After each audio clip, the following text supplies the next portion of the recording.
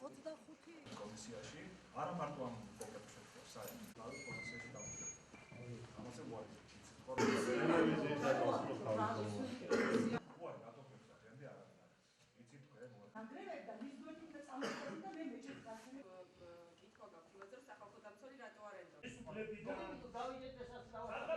საერთოდ არ არის თუ რა არის, ამაზე რაღაცა უნდა ეთქვა კომისიას. ჩამოვაყალიბეთ ჩვენი мотиваცია რატომ უცხარი. და ჩვენ მინდა ყველა არის თაგასწორი, პოლიტიკა დავიწყოთ, ყველა საკუთრება. მე შევხვდი ორივე მხარეს, როგორც მართლმადიდებელ მოსახლეობას, ასევე მუსულმანებს. პრობლემა შეიძლება ითქვას, რომ კვლავ რჩება, საკითხი არის მოსაგვარებელი, შესაბამისად ხელისუფლებამ ყველა ღონეს უნდა მიმართოს იმისათვის, რომ მდგომარეობა განიმუხტოს და რეალურად პრობლემა მოგვარდეს.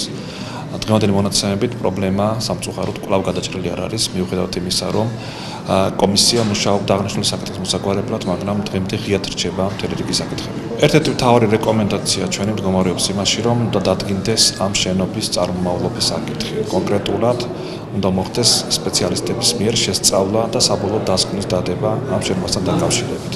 და ამის საფუძველზე გადაწყვეტა უკვე ამ შენობის შემდგომი ექსპლუატაციის საკითხის.